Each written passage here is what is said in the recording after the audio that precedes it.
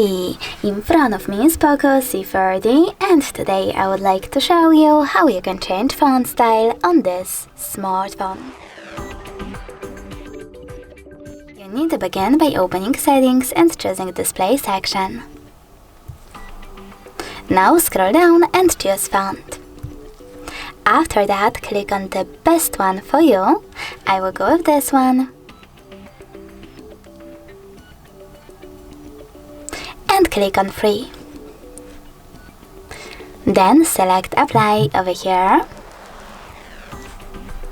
And after a couple of seconds, as you can see, style of my font has changed.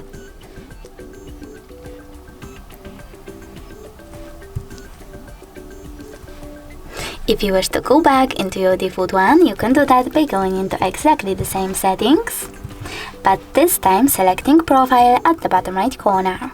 Now click on fonts over here, select Roboto, tap on apply, and finally select reboot in the pop-up. Thanks so much for watching. If you enjoyed this video, don't forget to leave a like, comment and subscribe. Bye!